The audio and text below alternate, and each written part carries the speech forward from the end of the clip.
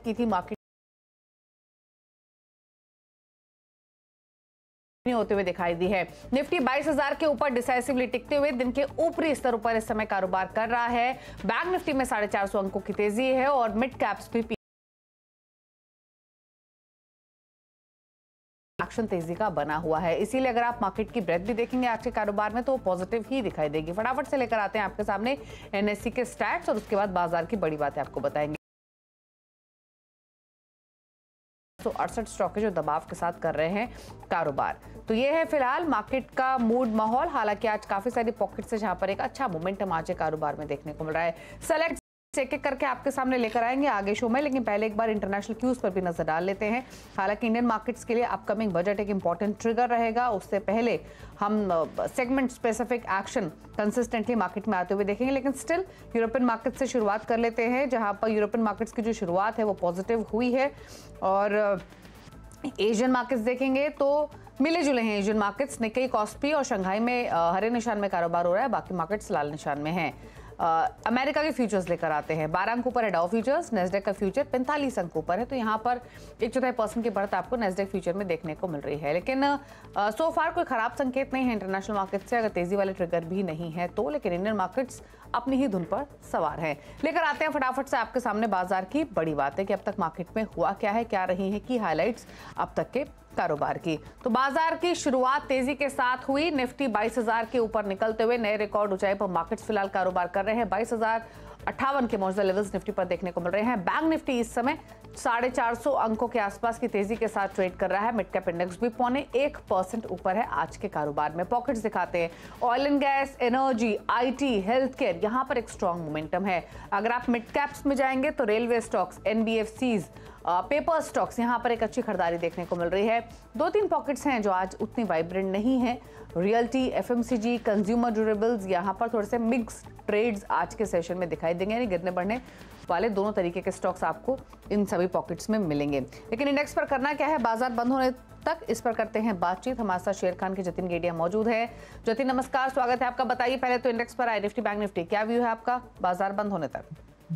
हाँ, good afternoon Deepali जी। मेरे को लगता है कि हमारा जो शेर खान रिसर्च टीम का व्यू है कि 21,750 और 21,500 जब का जो रेंज निकला था ब्रेकआउट, तो आज सेकेंड कंसेक्यूटिव डे हमने देखा है कि एक पॉजिटिव मोमेंटम ऊपर की तरफ देखने मिल रहा है। हमें लगता है कि कहीं ना कहीं जो आईटी से शुरू हुआ था, आईटी और अभी बैंक निफ्टी और साथ साथ में फार्मा इंडेक्स यानी कि फार्मा स्टॉक्स भी ये रैली में कंट्रीब्यूट करने लग गए। तो हमें लगता है कि कोई भी अगर जो डिप आता है अराउंड 22,000 और 21,950 के आसपास, तो हमें बाय करके ही चलना होगा। हमें लगता है कि इनिशियली 22,000 का जो लेवल था वो साइकोलॉजिकल लेवल था, लेकिन हमें लगता है कि कहीं ना कहीं ये जो रैली है वो कंटिन्यू रहेगी 22,300 तक। इसके लिए कोई भी डिप अगर जो आता है 22,000 21,950 के आसपास, तो एक बाय का ट्रेड लेके ही चलना होगा। पर जो मैं बैंक निफ्टी की मैं बात करूं तो बैंक निफ्टी आज 48,000 के लेवल्स के ऊपर सस्टेन कर रहा है, जो एक बहुत ही एक पॉजिटिव साइन है। हमें लगता है कि जो initial target on the upside है वो 48,650 है, और अगर जो वो प्रीवियस स्विंग हाई था और अगर जो वो क्रॉस कर जाता है तो अराउंड 50,000 के लेवल्स तक की भी हम अपसाइड देख सकते हैं। खाली एक नोट ऑफ कॉशन या तो एक कल के रिजल्ट के बारे में ये है कि एचडीएफसी बैंक का कल रिजल्ट है, तो वो हिसाब से अगर जो आपको लॉन्ग साइड पे ट्रेड लेना है तो ये एक बात ध्यान में रख के लॉन्ग साइड की तरफ ट्रेड लीजिए। ओके, स्टॉक्स निकाले जतिन आपने कुछ? जो हमने दो स्टॉक्स निकाले हैं, पहला जो स्टॉक है वो एसबीआई कार्ड्स पे लॉन्ग साइड का ट्रेड होगा।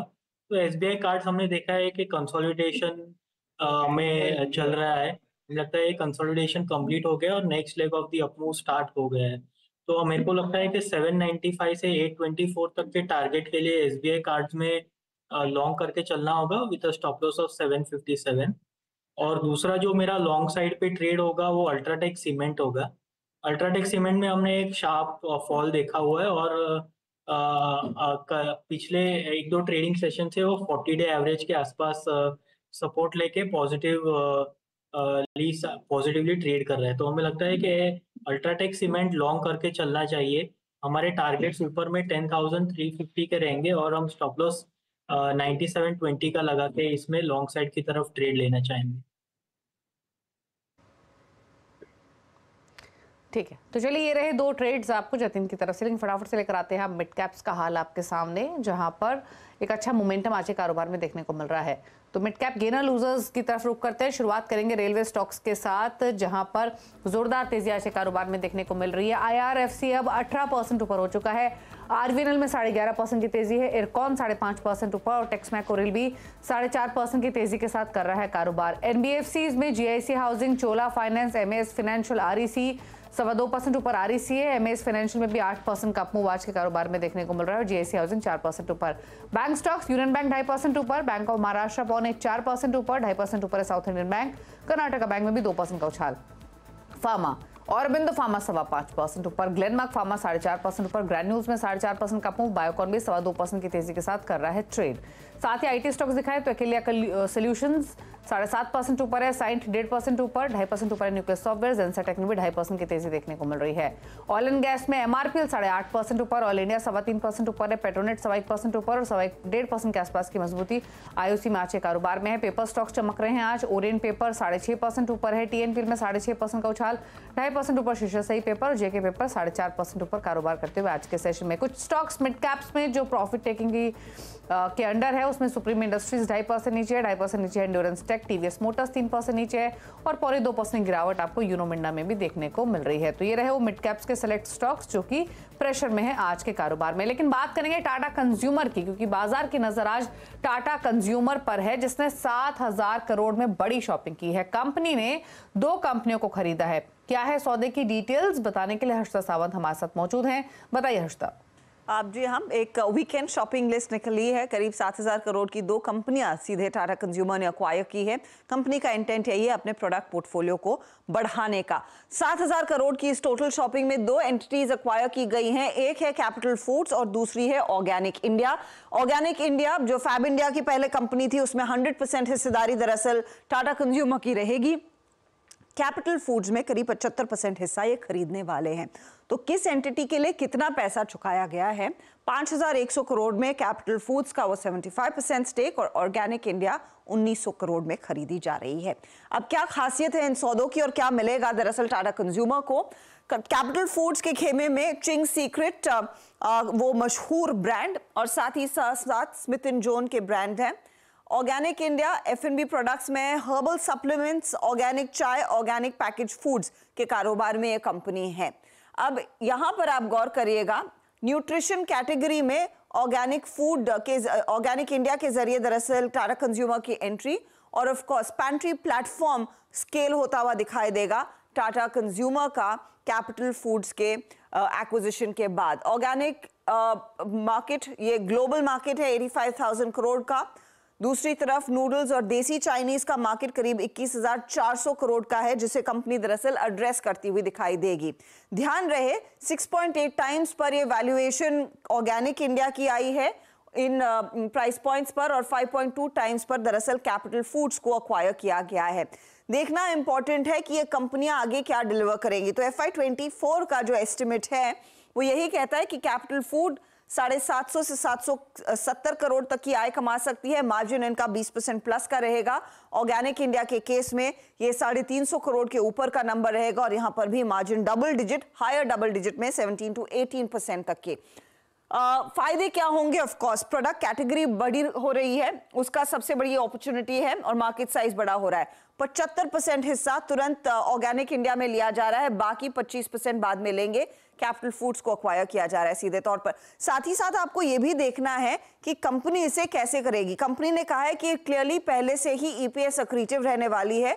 साथ ही साथ जल्द से जल्द यहां पर मार्जिन स्केल देखने को मिलेगा और कैश रिजर्व रेशियो जो कंपनी के पास है उसका कुछ इस्तेमाल होगा इस पर्टिकुलर एक्विजिशन को फाइनेंस करने के लिए। 19 को दरअसल कंपनी की बोर्ड बैठक है, राइट्स इशू के जरिए कुछ और फंड्स रेज करेंगे।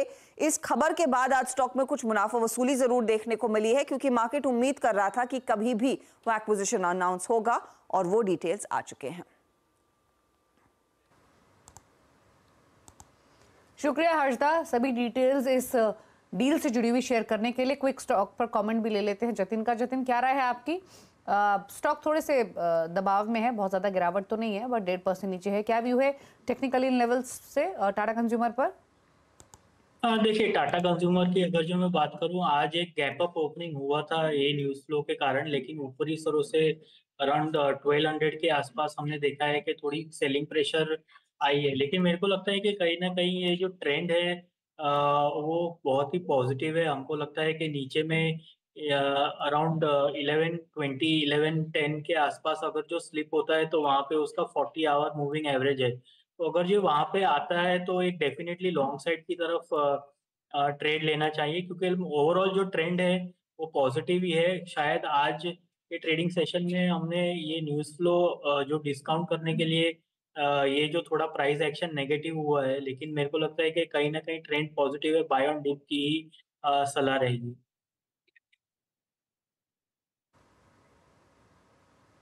ओके, चलिए, तो ये बात हुई टाटा कंज्यूमर की। लेकिन आगे बढ़ेंगे और आपको बता दें, अंतरिम बजट में सरकार कैपिटल गेन्स टैक्स से जुड़े नियमों को आसान बनाने को लेकर अहम ऐलान कर सकते हैं। सूत्रों के मुताबिक कैपिटल गेन स्ट्रक्चर के नए सिरे से रिव्यू करने को लेकर कमेटी भी गठित की जा सकती है। इसी खबर पर और डिटेल्स के साथ आलोक प्रियदर्शी हमारे साथ मौजूद है। आलोक, बताइए। बिल्कुल, देखिए, जो हमें सूत्रों से जानकारी मिल रही है कि कैपिटल गेन टैक्स को लेकर काफी गंभीर है, खासतौर से सिंप्लीफिकेशन को लेकर। हमें जो जानकारी मिल रही है कि जो अंतरिम बजट होगा उसमें कैपिटल गेन टैक्स को लेकर एक सिंप्लीफिकेशन करने के लिए एक कमेटी के गठन का ऐलान किया जा सकता है। ये कमेटी जो पूरे कैपिटल गेन टैक्स का जो मौजूदा स्ट्रक्चर है उसको रिव्यू करेगी, उसको सिंप्लीफाई करने की कोशिश करेगी। और सरकार की मंशा यही है कि सिंप्लीफिकेशन करने की वजह से जो टैक्स विवाद है उससे भी कमी आएगी।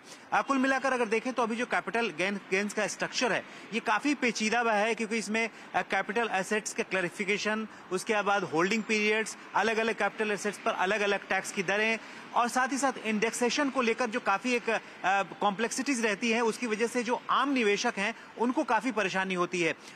सरकार की तरफ से जो हमें जानकारी मिल रही है उसमें क्या है कि चूंकि मार्केट में पार्टिसिपेंट्स बहुत ज्यादा आम निवेशक आए हुए हैं, बहुत ज्यादा तादाद में लोग इसमें मार्केट में इन्वेस्ट कर रहे हैं, लिहाजा जो पूरा कैपिटल गेन्स टैक्स का स्ट्रक्चर है इसको सिंप्लीफाई करने की जरूरत है। लिहाजा सरकार अंतरिम बजट में इस तरह का एक रोड मैप ऐलान कर सकती है कि कितने दिनों में किस तरह से इस कैपिटल गेन टैक्स के स्ट्रक्चर को सिंप्लीफाई किया जा सकता है। उम्मीद यही की जा रही है कि जो कमेटी का गठन होगा उसके बाद जो रिपोर्ट आएगी उसको फुल फ्लेज बजट में इसको लेकर एक ठोस पहल सरकार की तरफ से आती हुई दिख सकती है। तो कुल मिलाकर अंतरिम बजट में कैपिटल गेन्स के सिंप्लीफिकेशन को लेकर कुछ सरकार की तरफ से पहल की जा सकती है। शुक्रिया आपका आलोक की डिटेल्स बताने के लिए। चलिए, रुकना इसी के साथ एक ब्रेक के लिए।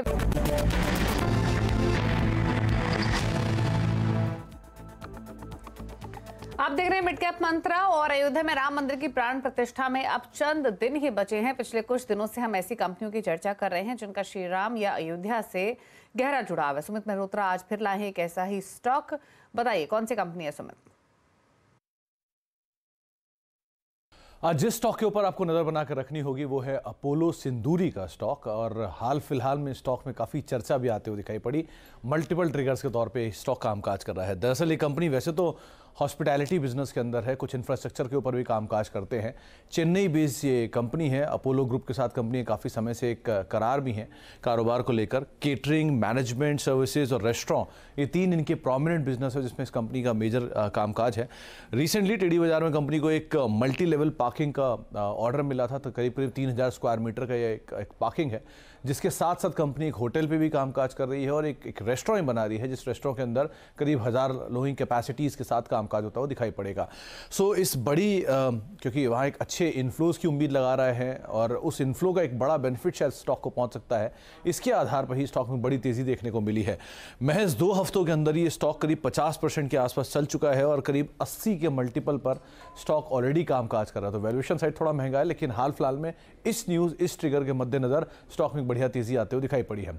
कुछ और इससे रिलेटेड कंपनियां जहां पर ये कंपनी या फिर कुछ और ग्रुप्स जिसको ये कंपनी केटर करती है, उसमें अपोलो ग्रुप है, विप्रो के साथ इस कंपनी का कामकाज है, स्टरलाइट इंडस्ट्रीज के साथ कामकाज करती है, टाटा ग्रुप के साथ कंपनी का करार है, एमिटी यूनिवर्सिटी, टैफे, ये कुछ और ऐसे नाम हैं जहां पर ये कंपनी की ऑलरेडी सप्लाईज चल रही है। तो मल्टीपल ग्रुप्स के साथ कामकाज करती है और ये एक और ऐसा स्टॉक है जिसके ऊपर आप अयोध्या थीम के मद्देनजर नजर बना के रख सकते हैं।